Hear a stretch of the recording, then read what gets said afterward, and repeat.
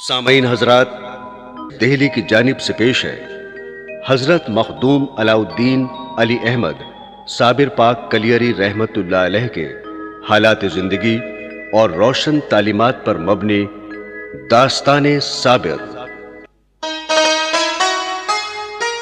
بادشاہ دو جہاں حضرت مخدوم علاؤالدین علی احمد صابر پاک رحمت اللہ علیہ گمراہوں کے رہنما، مصیبت زدوں کے دستگیر اور روحانیت و معرفت کے روشن مینار ہیں۔ دربار خداوندی سے آپ کو وہ عظمت و بزرگی کی دولت عطا ہوئی ہے کہ بہت سے اولیاء اکرام کو آپ ہی کے دربار فیض سے روحانی سرمایہ عطا ہوتا ہے۔ آپ صحیح النسب سید تھے۔ آپ کے والد ماجد کا نام سید عبد الرحیم تھا، جن کا سلسلہ حضرت امام حسن رضی اللہ تعالی عنہ سے ملتا ہے، اور والدہ ماجدہ کا حضرت سیدنا عمر فاروق رضی اللہ تعالی عنہ تک ہے۔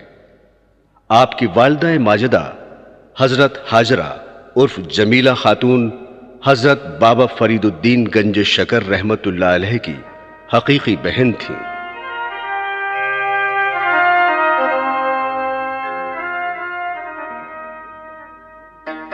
ملک افغانستان میں ایک شہر ہرات ہے، جہاں آپ کے والدین نے سکونت اختیار کر لی تھی۔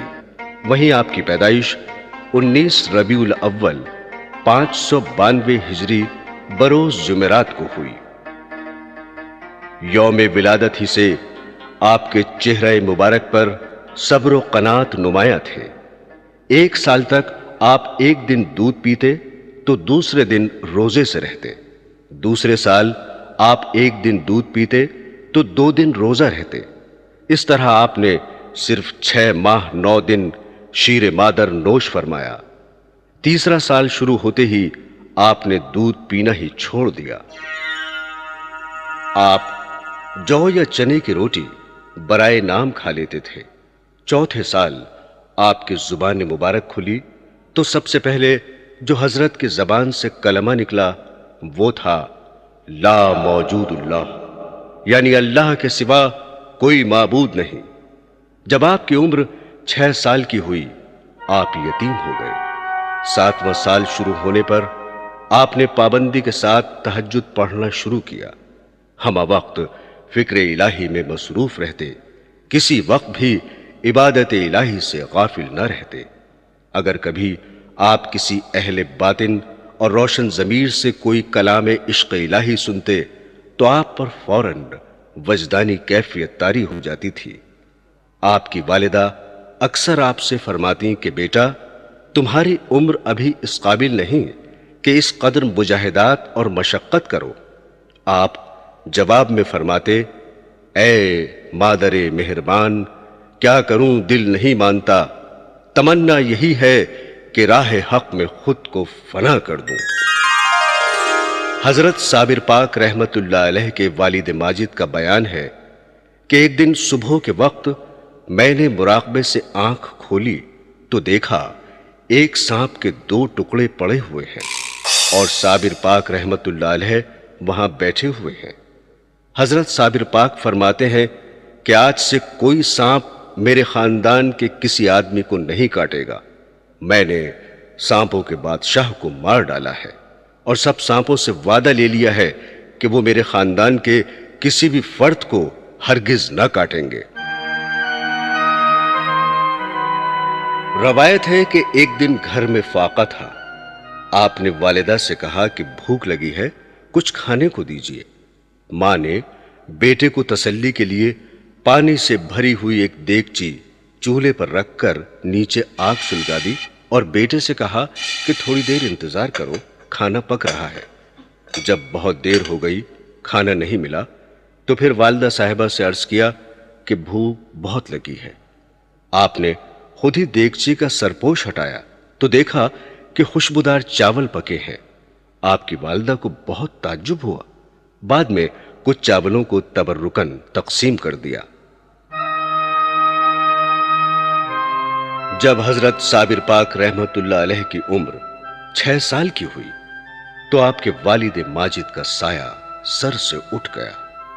آپ کو سخت صدمہ ہوا۔ آپ 1 سال تک خاموش رہے۔ والد ماجد کے وصال کے بعد آپ کی والدہ کی زندگی نہایت غربت میں بسر ہونے لگی، مگر وہ اپنی غربت کا اظہار کسی سے نہیں فرماتی تھیں۔ چوتھے 5ویں روز کچھ نان جو میسر آ جاتا تھا آپ نوش فرما لیتی تھیں۔ آپ کافی ذہین تھے۔ آپ نے اپنے والد کی زندگی میں ہی ابتدائی تعلیم حاصل کرنا شروع کر دیا تھا، جو بہت جلد پوری ہو گئی۔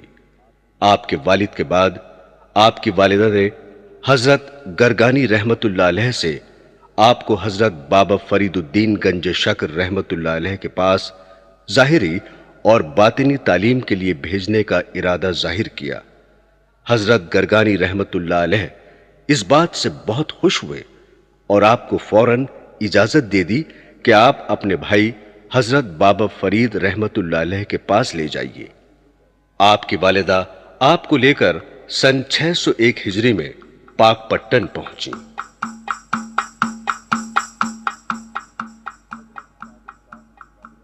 حضرت صابر پاک کی والدہ نے اپنے بھائی بابا فرید رحمت اللہ علیہ سے ساری سرگزشت بیان فرمائی اور عرض کیا کہ آپ اس یتیم بچے کو اپنی غلامی میں لے لیں۔ اس پر بابا فرید رحمت اللہ علیہ نے فرمایا، بہن، میں تمہارا احسان مند ہوں، میں خود اس کا منتظر تھا۔ یہ طفل زمرہ اولیاء اللہ میں یکتا اور بے مثال ہوگا۔ آپ بھی 3 سال تک یہیں قیام کرنا۔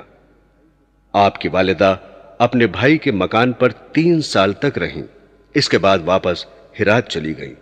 چلتے وقت اپنے بھائی سے فرما گئیں کہ میرا بچہ حد درجہ کم سخن ہے اور کھانے پینے کی طرف سے نہایت غافل اور لاپرواہ ہے۔ آپ خود اس کے کھانے پینے کا خیال رکھنا۔ یہ بچہ روزے بہت رکھتا ہے، شرم و حیا کا پتلا ہے اور بہت غیور ہے، اور 12 سال بعد ہرات سے واپس آ کر اس کی شادی کروں گی۔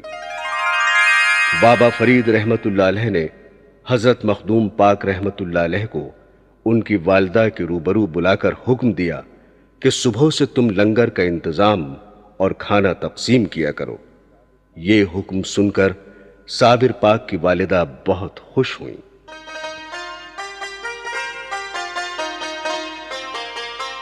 بابا فرید گنج شکر کے حکم کے مطابق آپ نے بخوشی خدمات تقسیم لنگر کو قبول کیا۔ اس وقت آپ کی عمر شریف 11 سال کی تھی۔ اس کے بعد روزانہ اشراق کی نماز کے بعد اپنے حجرے سے باہر تشریف لاتے، لنگر تقسیم کرتے اور پھر اپنے حجرہ شریف میں چلے جاتے اور حجرے کا دروازہ بند کر کے تنہا رہتے تھے۔ شام کو بعد نماز مغرب لنگر تقسیم کرتے۔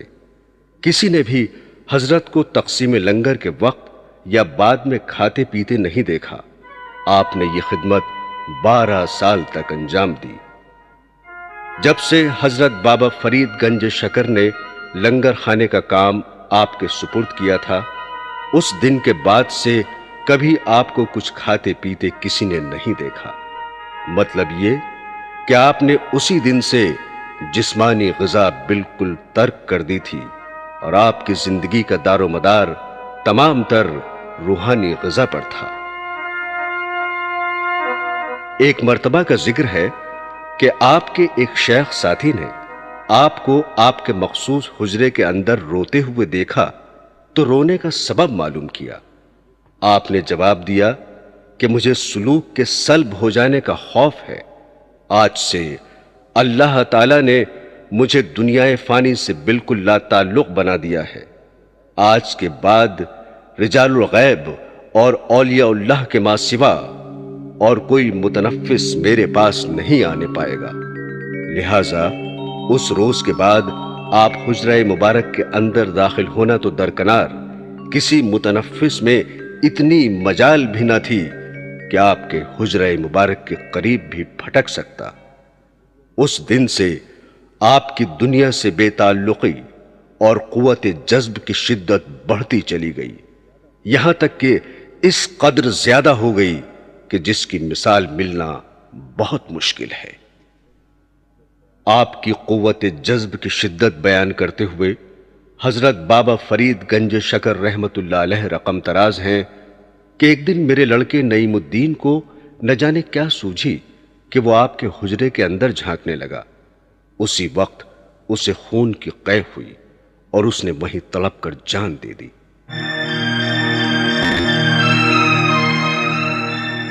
اسی طرح ایک دن میرے لڑکے عزیز الدین نے آپ کی اجازت کے بغیر لنگر خانے جا کر ناظم کے منع کرنے کے باوجود اپنے آپ لنگر تقسیم کر دیا۔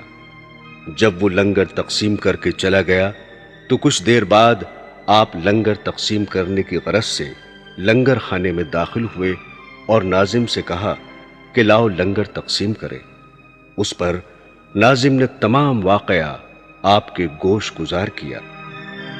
اس پر آپ نے معلوم کیا کہ کھانا بالکل بھی تقسیم کے لیے باقی نہیں ہے۔ ناظم نے کہا کہ جناب بالکل بھی باقی نہیں ہے۔ جب یہ سنا تو جذب کی حالت میں اچانک آپ کے منہ سے نکلا، کیا وہ موذی باقی رہ گیا؟ اس جملے کا نکلنا تھا کہ عزیز الدین کا اسی وقت انتقال ہو گیا۔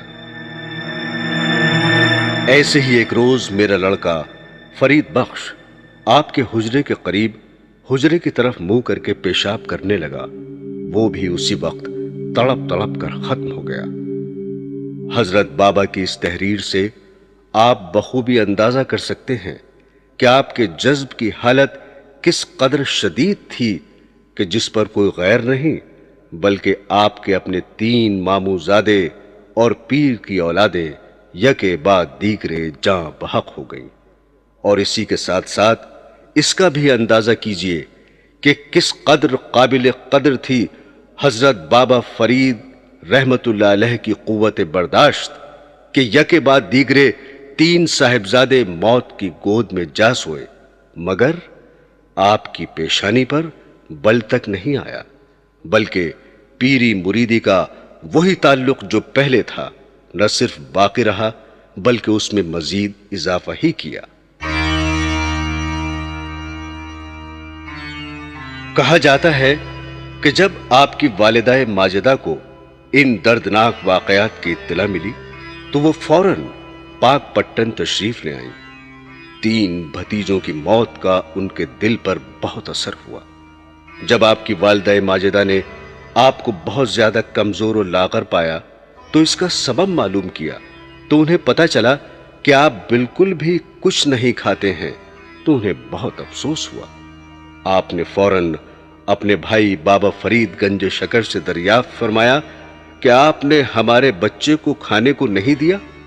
اس پر حضرت بابا فرید نے جواب دیا کہ میں نے آپ کے بچے کو پورے لنگر کا مالک بنایا ہے، آپ بلا کر دریافت کر لیں۔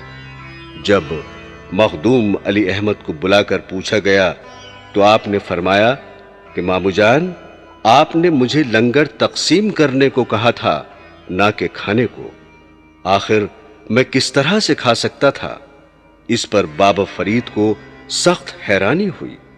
آپ نے بھانجے کی پیشانی کو بوسہ دیا اور بہن کی طرف مخاطب ہو کر کہا، یہ بچہ صابر کہلانے کے لیے پیدا ہوا ہے، آج سے یہ مخدوم علاء الدین علی احمد صابر ہے۔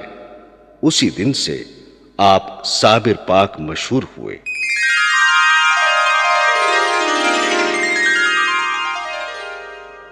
کچھ دنوں کے بعد آپ کی والدہ نے اپنے بھائی بابا فرید رحمت اللہ علیہ سے درخواست کی کہ میرے صابر بالغ ہو گئے ہیں، اس لیے میں چاہتی ہوں کہ آپ اپنی لڑکی خدیجہ بیگم عرف شریفہ کی شادی صابر سے کر دیجیے۔ اس پر آپ کے بھائی نے فرمایا کہ مخدوم علی احمد صابر اس لائق نہیں ہے کہ ان کی شادی کی جائے، کیونکہ ان پر جذبہ استغراق ہر وقت طاری رہتا ہے اور دنیا سلوک سے بہت دور ہیں۔ بہن کو اپنے بھائی کے یہ الفاظ سن کر بہت قلق ہوا۔ آپ فرمانے لگیں کہ میرا صابر یتیم ہے اور میں غریب اور لاچار ہوں، اس وجہ سے آپ انکار کر رہے ہیں۔ بہن کے ان کلمات نے بھائی کے دل پر اثر کیا اور آپ نے اپنی دختر کا نکاح صابر پاک سے کر دیا۔ کہا جاتا ہے کہ نکاح کے بعد رات ہوئی تو زمانے کے دستور کے مطابق آپ کی دلہن کو آپ کے حجرے میں پہنچا دیا گیا۔ جس وقت بی بی خدیجہ آپ کے حجرے میں داخل ہوئیں، اس وقت آپ نفل نماز پڑھنے میں مصروف تھے۔ جب تک آپ نماز پڑھنے میں مشغول رہے، وہ آپ کی خدمت میں دست بستہ کھڑی رہیں۔ جب آپ نماز پڑھ چکے تو بی بی خدیجہ کو کھڑے ہوئے دیکھ کر پوچھا کہ تم کون ہو؟ انہوں نے جواب میں عرض کیا کہ میں آپ کی منکوحہ دلہن ہوں۔ یہ سن کر آپ پر جذب طاری ہو گیا۔ اچانک زمین سے ایک آگ کا شعلہ بھڑکا اور دلہن کو جلا کر خاکستر کر دیا۔ حضرت بابا فرید رحمت اللہ علیہ کے قول کے مطابق آپ جذب کی کیفیت سے باہر نہ آ سکے۔ بیان کیا جاتا ہے کہ آپ کے زوجہ کی اس دردناک موت کا آپ کی والدہ ماجدہ کے اوپر اتنا اثر ہوا کہ وہ صدمے سے بے حال ہو گئیں۔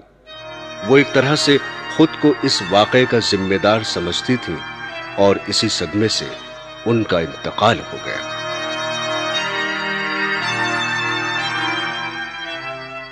حضرت بابا فرید گنج شکر رحمت اللہ علیہ، جو آپ کے ماموں بھی تھے اور پیر و مرشد بھی تھے، بحکم الہی فرمان ولایت بدست خاص تحریر فرما کر حضرت مخدوم صابر پاک کو عطا فرمایا اور خود ہی مہر بھی کر دیا، اور علیم ابدال کو آپ کے ہمراہ کر کے کلیر کی طرف روانہ کیا۔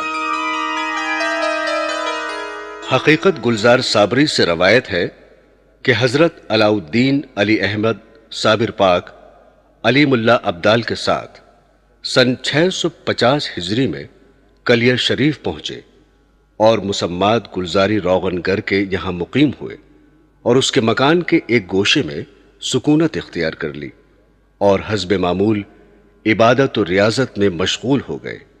بہت جلد آپ کے زہد و تقوی اور عبادت و ریاضت کی شہرت تمام آبادی کلیر میں پھیل گئی۔ ایک دن جمعے کی نماز کے بعد جبکہ حضرت صابر پاک رحمت اللہ علیہ مسجد میں واز فرما رہے تھے، اہلیان کلیر وہاں جمع تھے۔ رئیس کلیر نے آپ سے سوال کیا کہ اگر آپ واقعی صاحب ولادت و کرامت ہیں تو اس بکری کا پتہ لگائیے جو 3 ماہ سے غائب ہے۔ اگر آپ نے صحیح بتا دیا تو میں آپ کو اپنا امام تسلیم کر لوں گا۔ حضرت صابر پاک سمجھ گئے کہ رئیس کلیر امتحان لینا چاہتا ہے۔ آپ نے آسمان کی طرف دیکھا اور ہاتھ اٹھا کر فرمایا کہ بکری کھانے والے حاضر ہو جائیں۔ آپ کا یہ فرمانا تھا کہ تھوڑی ہی دیر میں 27 آدمی بدحواسی کے عالم میں حاضر ہوئے۔ جب آپ نے ان لوگوں سے بکری کے متعلق دریافت کیا تو انہوں نے یک زبان ہو کر انکار کیا کہ ہم لوگوں نے بکری نہیں کھائی ہے۔ تب رئیس کلیر سے آپ نے مخاطب ہو کر فرمایا کہ تم اس بکری کا نام لے کر پکارو۔ جب رئیس کلیر نے اپنی بکری کا نام حریفہ لے کر پکارا تو ان لوگوں کے پیٹ سے بکری کی آواز آئی۔ بکری نے سارا ماجرا کہہ دیا کہ کہاں اس کو ذبح کیا گیا تھا اور کہاں کہاں اس کا گوشت بھون کر کھایا گیا تھا۔ یہ کرامت دیکھ کر رئیس کلیر نے بے ساختہ کہا کہ آپ واقعی صاحب کرامت ہیں۔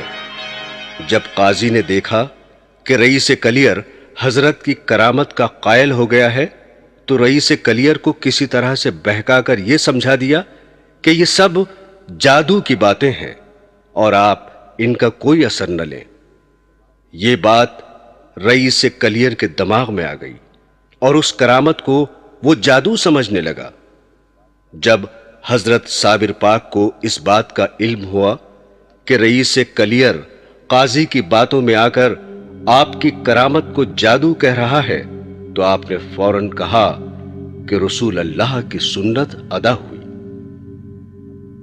آپ کو کلیر میں آئے ہوئے ابھی زیادہ عرصہ نہیں گزرا تھا کہ آپ کے کمالات و کرامات کی شہرت دور دور تک پہنچ گئی۔ آپ کے فیوز و برکات سے لوگ مستفیض ہونے لگے۔ آپ خود کبھی خلاف شریعت نہ چلے اور نہ کسی کو خلاف شریعت چلتے ہوئے برداشت کرتے تھے۔ آپ کی طبیعت میں اس قدر جلال تھا کہ آپ کی ہیبت کی وجہ سے آپ کی خدمت میں حاضر ہوتے ہوئے عام لوگوں کو خوف معلوم ہوتا تھا۔ کچھ دنوں کے بعد جب حضرت صابر پاک رحمت اللہ علیہ باشندگان کلیر کو سمجھا سمجھا کر تنگ آ گئے تو حقیقت حال اپنے پیر و مرشد کے حضور میں پیش کی اور اجازت طلب کی کہ جو حکم عالی ہو وہ بجا لاؤں، جس کے جواب میں حضرت بابا فرید نے لکھا کہ برخوردار، اللہ کے حکم سے یہ ولایت تیری ہے اور اس کا اختیار تیرے ہاتھ میں ہے، جیسا سمجھو کرو۔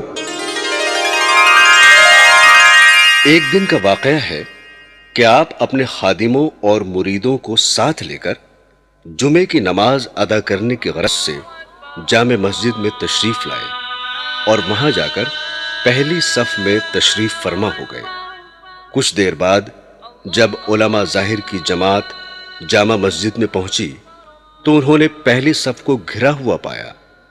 انہوں نے جب یہ حال دیکھا تو آپ کے خادموں سے نہایت حقارت آمیز لہجے میں کہا کہ تم اس جگہ کے قابل نہیں ہو، یہاں سے اٹھو اور پیچھے کی صفوں میں جا کر بیٹھ جاؤ۔ آپ کے خادموں نے ان سے کہا کہ جب ہم یہاں آئے تھے تو اس وقت یہ جگہ خالی تھی اور ہم کیونکہ پہلے آئے تھے اس لیے یہاں بیٹھ گئے۔ علماء ظاہر نے جب آپ کے خادموں کے منہ سے یہ جواب سنا تو غصے سے جل بھن گئے اور بولے کہ یہ جگہ صرف ہمارے بیٹھنے کے لیے ہی مخصوص ہے، کوئی اور خواہ پہلے سے آئے یا بعد میں یہاں نہیں بیٹھ سکتا۔ غرض اسی طرح بات بڑھتی چلی گئی اور مسجد میں شور ہونے لگا۔ شور کی آواز سن کر آپ جذب کی کیفیت سے باہر آئے اور فرمایا کہ اس جگہ کا صاحب ولایت ہی پہلی صف میں بیٹھنے کے لائق ہے۔ علماء ظاہر نے یہ فاضلانہ جواب سنا تو ان کے تن بدن میں آگ لگ گئی اور غضبناک ہو کر پوچھنے لگے کہ اگر تم صاحب ولایت ہو تو تمہاری ولایت کا ثبوت کیا ہے؟ اس پر آپ کو بھی جلال آ گیا اور آپ نے فرمایا کہ میری ولایت کا ثبوت یہ ہے کہ تم سب ابھی مر جاؤ گے اور اہل شہر میں سے کوئی زندہ نہیں بچ سکے گا اور ایک طویل عرصے تک یہ شہر کبھی آباد نہیں ہو سکے گا۔ یہ کہہ کر آپ اپنے تمام خدام اور مریدوں کے ہمراہ باہر تشریف لائے اور مسجد کو سجدہ کرنے کا حکم دیا۔ آپ کی زبان سے ان الفاظ کا نکلنا تھا کہ مسجد فوراً شہید ہو گئی اور تمام لوگ جو مسجد کے اندر موجود تھے دب کر مر گئے۔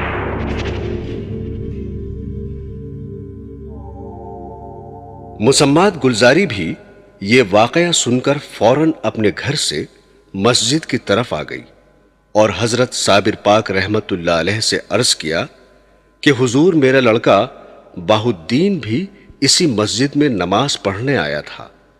آپ نے فرمایا کہ آخر سیڑھی کے نیچے آ گیا ہے، جا کر نکال لے۔ گلزاری نے کہا، سیڑھی مجھ سے کیوں کر اٹھے گی؟ حضور نے حضرت علیم اللہ ابدال سے فرمایا کہ جا کر ہمارا نام لے کر لڑکے کو نکال لو۔ علیم اللہ ابدال آپ کے حکم کے مطابق سیڑھی کے پاس آئے اور باہ الدین کو نکال کر اس کی ماں کے حوالے کر دیا۔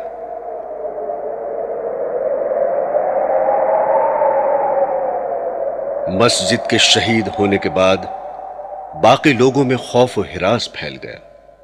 آپ نے گلزاری اور اس کے لڑکے سے فرمایا کہ جو میرے دوست و عقیدت مند ہیں ان سے کہہ دو فوراً ہی 12 کوس کے فاصلے پر چلے جائیں۔ جب عقیدت مند چلے گئے تب ایسی وبا پھیلی کہ بہت سے لوگ اس کے شکار ہو گئے اور ایک بھی متنفس نہیں بچ سکا۔ اس وقت جب آپ کی قہر آلود نظر زمین پر پڑی تو کلیر شریف کے چاروں طرف 10-10 کوس سے زیادہ رقبے میں انسان، مویشی، درخت اور کھیتیاں وغیرہ سب کچھ جل کر خاک ہو گیا۔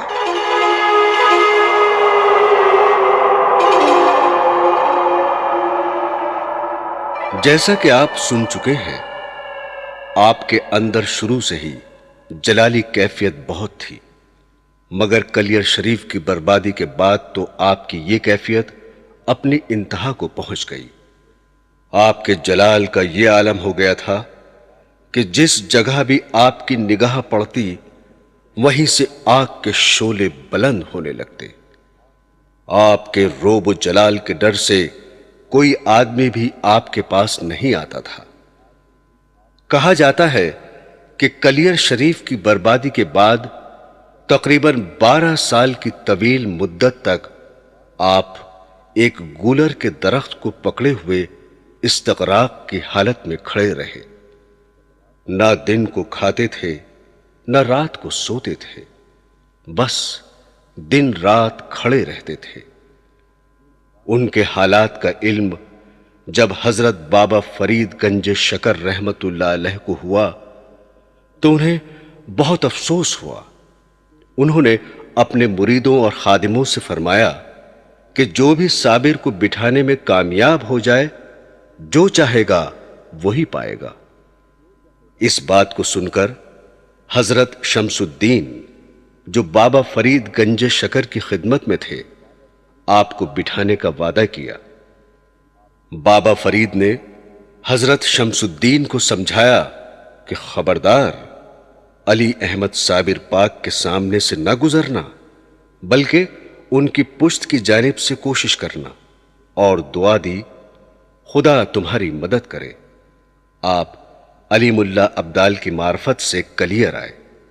جب آپ حضرت صابر پاک کے مقام سے کچھ فاصلے پر رہ گئے تو آپ نے با آواز بلند قرأت کے ساتھ کلام اللہ پڑھنا شروع کیا اور پشت کی جانب کھڑے ہو کر پڑھتے ہی رہے۔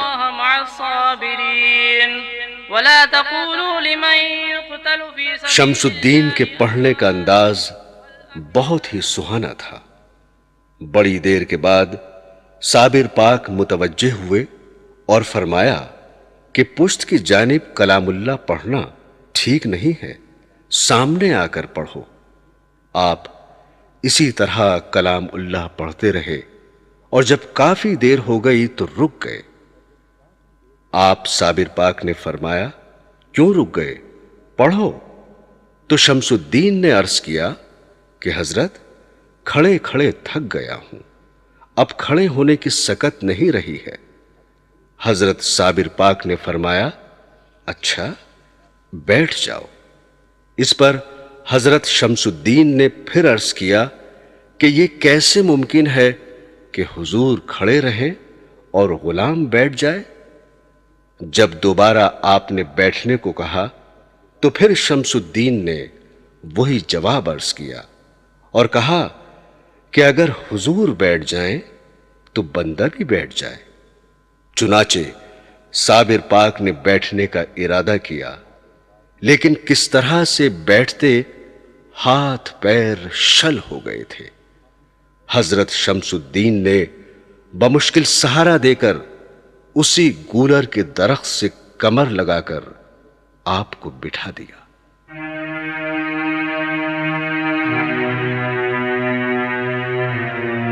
جب صابر پاک رحمت اللہ علیہ کو ہوش آیا تو آپ نے شمس الدین سے فرمایا کہ تجھ کو میرے مرشد نے بھیجا ہے۔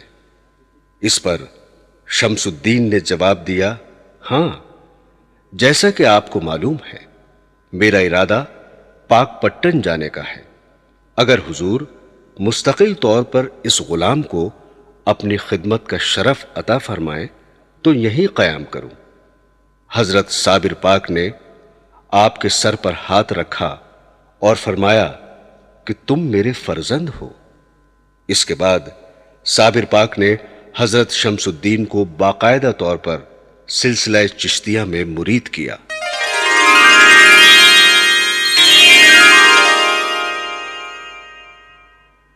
ایک دن حضرت خواجہ شمس الدین رحمت اللہ علیہ کو اپنے پاس بلا کر حضرت مخدوم علاء الدین صابر پاک رحمت اللہ علیہ نے سلسلہ چشت کے مطابق اسم اعظم کی تعلیم دی اور خرقہ خلافت آپ کو عطا فرمایا۔ جب انہیں آپ کی خدمت کرتے کرتے 24 سال گزر گئے تو آپ نے ایک دن ان سے فرمایا کہ شمس الدین، اب تیری تربیت مکمل ہو گئی ہے، اب تم جاؤ اور شاہی فوج میں نوکری کر لو، مگر یاد رکھو جس دن بھی تم سے کوئی کرامت سرزد ہوگی وہ دن ہماری زندگی کا آخری دن ہوگا۔ تو میرا فرزند ہے، سوائے تیرے بندگان خدا میں سے کوئی میری تدفین میں شامل نہ ہوگا، فوراً آ کر مرشد کی تدفین کرنا، اس کے بعد اس سرزمین پر نہ ٹھہرنا بلکہ پانی پت چلے جانا۔ یہ سن کر حضرت خواجہ شمس الدین نے عرض کیا کہ حضور کو غسل دیا جائے گا۔ اس پر حضرت نے فرمایا ہاں۔ اس پر شمس الدین نے عرض کیا جبکہ بندگان خدا میں سے کوئی نہ ہوگا تو میں تنہا کیسے غسل دوں گا؟ آپ نے فرمایا ارادہ کر لینا، غسل ہو جائے گا، اور جس چیز کی تجھ کو ضرورت ہوگی اس کا خیال اپنے دل و دماغ میں لاتے رہنا، خود بخود تیری ضرورت پوری ہوتی رہے گی۔ پھر حضرت شمس الدین نے پوچھا کہ حضور کا کفن کہاں سے آئے گا؟ تو فرمایا کہ تو مہیا کرے گا، لیکن خوشبو فرشتے اپنے ساتھ لائیں گے۔ آخر میں حضرت شمس الدین نے عرض کیا کہ مرشد، پانی پت میں تو حضرت بو علی شاہ قلندر پہلے سے ہی موجود ہیں۔ اس کے جواب میں حضرت نے فرمایا کہ ان کا وقت آخر آ گیا ہے، اور جب تم وہاں پہنچو گے تو وہ وہاں سے چلے جائیں گے۔ آپ کے فرمان کے بعد شمس الدین کلیر شریف سے جا کر سلطان علاء الدین خلجی کی فوج میں بھرتی ہو گئے۔ اسی دور کی بات ہے جبکہ آپ سلطان کی فوج میں ایک سپاہی تھے کہ سلطان چتوڑ کی فتح میں بار بار ناکام ہو جانے کی وجہ سے بہت رنجیدہ اور پست ہمت ہو رہا تھا۔ جب وہ اپنی تمام تر ترکیبیں آزما چکا اور ناکام رہا تو بہت دل برداشتہ ہوا، اور آخر میں اس سلسلے میں فقراء کی مدد چاہی۔ سلطان جن دنوں فقیروں کی تلاش میں مارا مارا پھر رہا تھا اور پریشان تھا تو کسی فقیر نے سلطان سے کہا کہ بغل میں کٹورا اور شہر میں ڈھنڈورا۔ سلطان نے جب ان سے اس فقرے کی وضاحت چاہی تو انہوں نے کہا کہ تم بیکار ہی فقراء کی تلاش میں سرگرداں پھر رہے ہو، حالانکہ خود تمہاری فوج میں ہی ایک اتنا عظیم شخص موجود ہے کہ اگر وہ دعا کر دے تو فتح سامنے ہے۔ سلطان نے پوچھا مجھے پتہ کیسے چلے گا کہ وہ بزرگ کون ہے؟ فقیر بولے کہ ان بزرگ کی علامت یہ ہے کہ رات میں زور کی ہوا چلے گی تو تمام سپاہیوں کے چراغ گل ہو جائیں گے، پورے لشکر میں صرف ایک ہی چراغ روشن رہے گا اور وہ ان بزرگ کا ہی چراغ ہوگا۔ سلطان یہ بات سن کر بہت خوش ہوا اور نہایت بے چینی کے عالم میں رات ہونے کا انتظار کرنے لگا۔ خدا خدا کر کے رات آئی اور آہستہ آہستہ ہوا چلنا شروع ہوئی۔ رات بڑھتی گئی، ہوا کی تیزی میں شدت آتی گئی۔ جب رات آدھی سے زیادہ گزر گئی تو بہت تیزی کے ساتھ ہوا چلی اور ایک ایک کر کے تمام خیموں کے چراغ گل ہونے لگے۔ سلطان نے غور کیا تو اسے پتہ چلا کہ سبھی خیموں کے چراغ گل ہو چکے ہیں، مگر پورے لشکر میں ایک خیمہ ایسا بھی ہے جس کا چراغ اپنی پوری آب و تاب کے ساتھ روشن تھا، اور ہوا کی تیزی کا اس پر مطلق اثر نہ تھا۔ سلطان دوڑتا ہوا اس خیمے پر آیا تو اس نے دیکھا کہ شمس الدین رحمت اللہ علیہ تلاوت کلام پاک میں مشغول ہے۔ جب شیخ شمس الدین تلاوت کلام پاک سے فارغ ہوئے اور سلطان کو دست بستہ اپنی خدمت میں کھڑے ہوئے پایا تو سمجھ گئے کہ آج چھپنا مشکل ہے۔ چنانچہ وہ بھی کلام پاک کو لپیٹ کر رکھ کر کھڑے ہو گئے اور سلطان سے پوچھا کہ سلطان نے اس وقت کیوں تکلیف فرمائی؟ سلطان نے اسی طرح دست بستہ عرض کیا کہ حضور میری خطا معاف ہو، مجھے دراصل آپ کی بزرگی اور قدر و منزلت کا پتہ نہ تھا۔ حضور سے گزارش ہے کہ دعا فرمائے کہ قلعہ جلد از جلد فتح ہو جائے، کیونکہ میں اپنی تمام تر ترکیبیں آزما کر عاجز آ چکا ہوں اور اس کی فتح سے قریب قریب مایوس ہو چکا ہوں۔ شیخ شمس الدین نے حسب معمول انکساری کا مظاہرہ کیا اور فرمایا، میں تو آپ کا ایک معمولی سا نوکر ہوں، میں بھلا اس قابل کہاں، کسی نے شاید آپ کو غلط اطلاع دی ہے۔ مگر سلطان نے کہا کہ حضور میں پہلے سے ہی بہت شرمندہ ہوں اور اپنی غلطی پر نادم ہوں، مجھے معاف فرمائیے، مگر قلعے کی فتح کے لیے دعا تو حضور کو کرنی ہی پڑے گی۔ جب سلطان کو اس قدر خوشامد کرتے ہوئے دیکھا تو وہ سوچ میں پڑ گئے اور کافی دیر سوچنے کے بعد فرمایا کہ میری کچھ شرطیں ہیں، آپ وہ مان لیں تو میں دعا کر دوں گا۔ سلطان تو قلعے کی فتح کے لیے بےتاب ہو ہی رہا تھا، اس نے کہا کہ آپ حکم فرمائیں، میں ہر شرط ماننے کے لیے تیار ہوں۔ انہوں نے فرمایا کہ سب سے پہلے تو آپ میرا استعفیٰ منظور کریں اور میری تنخواہ مجھے دے دیں، میں یہاں سے روانہ ہو کر تقریباً 3 کوس کے فاصلے پر جا کر دعا کروں گا، آپ قلعے پر حملہ کر دیں، اللہ نے چاہا تو قلعہ ضرور اور ضرور فتح ہو جائے گا۔ سلطان نے اسی وقت ان کی تمام باتیں مان لی، استعفیٰ منظور کیا، تنخواہ دے دی اور نہایت عزت و احترام کے ساتھ رخصت کیا۔ انہوں نے وہاں سے جا کر تقریباً 3 کوس کے فاصلے پر پہنچنے کے بعد دعا فرمائی اور اس طرح چتور کا قلعہ فتح ہو گیا۔ حضرت شمس الدین نے فوراً سمجھ لیا کہ آج شیخ طریقت حضرت مخدوم علاء الدین علی احمد صابر پاک رحمت اللہ علیہ کا انتقال ہو گیا ہے، کیونکہ آپ کو ان کے انتقال کا یقین ہو گیا تھا، اسی لیے آپ فوراً کلیر شریف کے لیے روانہ ہو گئے۔ راستے میں آپ کو ٹھوکر لگی، آپ گر کر بے ہوش ہو گئے، جب ہوش میں آئے تو اپنے آپ کو کلیر شریف میں پایا۔ جب حضرت شمس الدین رحمت اللہ علیہ کلیر شریف پہنچے تو آپ نے دیکھا کہ حضرت صابر پاک رحمت اللہ علیہ کا جسم اطہر بے جان پڑا ہے، اور ایسا معلوم ہوتا ہے کہ ابھی ابھی آنکھ بند ہوئی ہے۔ جنگلی شیر آپ کے قدم مبارک کی طرف کھڑا ہوا پہرا دے رہا ہے۔ آپ کو دیکھ کر شیر نے اپنا راستہ لیا۔ حضرت شمس الدین نے اپنے پیر و مرشد کو غسل دینے کا ارادہ کیا تو غسل شریف ہو گیا۔ غسل کے بعد کفن پہنانے کا ارادہ کیا تو تکفین خود بخود ہو گئی، اور جب جنازہ اطہر تدفین کے لیے تیار ہو گیا تو حضرت شمس الدین کو نماز جنازہ کی فکر ہوئی۔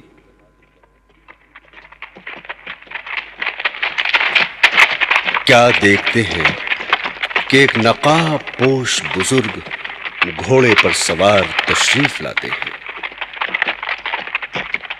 وہ حضرت صابر پاک رحمت اللہ علیہ کی نماز جنازہ کی امامت کرتے ہیں۔ اور بوقت سلام حضرت شمس الدین کیا دیکھتے ہیں کہ اپنے دائیں بائیں نماز جنازہ میں لمبی قطاریں شریک ہیں، جن میں فرشتے، عارفین اور شہداء شامل ہیں۔ بعد فراغت نماز جنازہ نقاب پوش اپنے گھوڑوں پر سوار ہونے لگے تو حضرت شمس الدین گھوڑے کے پاس جا کر اس کی باگ پکڑ لیتے ہیں اور نقاب پوش سے سوال کرتے ہیں کہ اگر کوئی مجھ سے پوچھے گا تیرے مرشد کی نماز جنازہ کس نے پڑھائی تو میں کیا جواب دوں گا؟ حضرت شمس الدین رحمت اللہ علیہ کے اصرار پر نقاب پوش نے اپنی نقاب اٹھائی تو حضرت شمس الدین رحمت اللہ علیہ نے دیکھا کہ خود حضرت صابر پاک رحمت اللہ علیہ موجود ہیں۔ اس کے بعد حضرت صابر پاک رحمت اللہ علیہ نے اپنے جنازے کی طرف اشارہ کر کے فرمایا کہ اے شمس الدین، آج فنا اور بقا کا راز جان لو۔ وہ فنا ہے، اور اپنی طرف اشارہ کر کے کہا کہ یہ بقا ہے۔ اس کے بعد آپ چلے گئے اور شمس الدین نے جسم اطہر کو قبر میں اتارنے کا ارادہ کیا تو جسم اطہر خود بخود قبر اطہر میں داخل ہو گیا اور پر اسرار طریقے سے مٹی پڑ کر قبر تیار ہو گئی۔ سینکڑوں برس گزر جانے کے باوجود آج بھی یہ حالت ہے کہ جو شخص اخلاص و اعتقاد سے مصیبت کے وقت حضرت مخدوم علاء الدین علی احمد صابر پاک رحمت اللہ علیہ کو یاد کرتا ہے تو آپ اس کی مدد فرماتے ہیں۔ یہ صرف دعویٰ ہی نہیں بلکہ حقیقت اور روزمرہ کا مشاہدہ ہے۔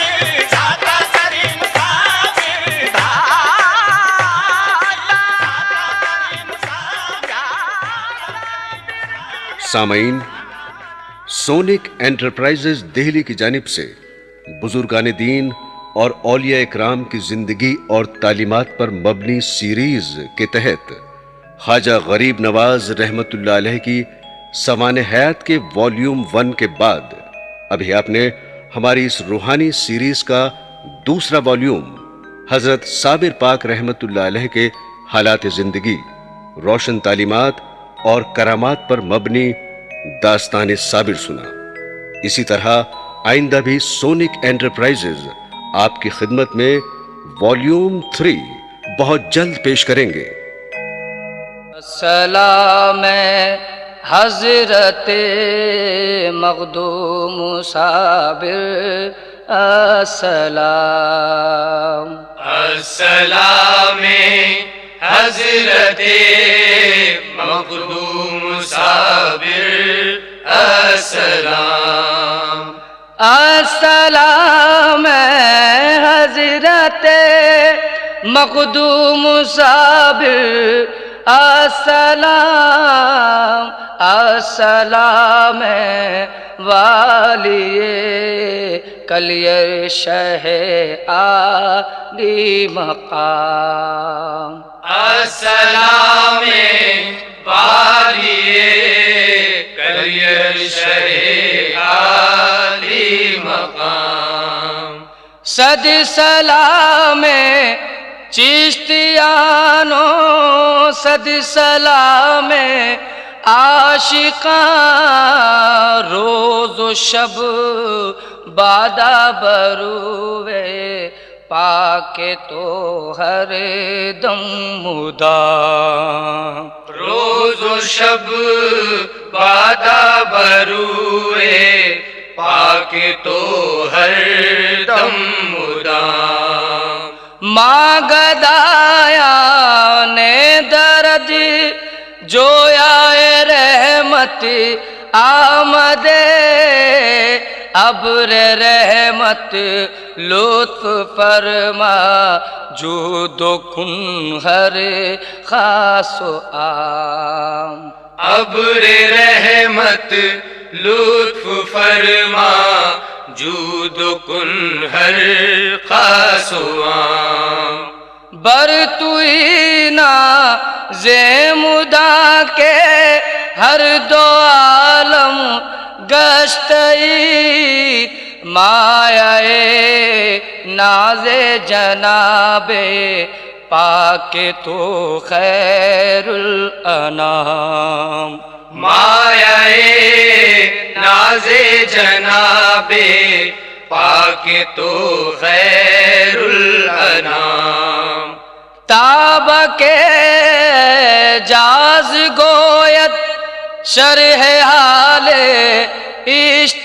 اشتیاق ہر چے دارد ہست بے پایا محمد لا کلام ہر چدارد ہست بے پایا محمد لا کلام السلام حضرت مخدوم صابر السلام السلام حضرت مخدوم صابر السلام السلام حضرت مخدوم صابر السلام السلام والیے کلیر شہ عالی مقام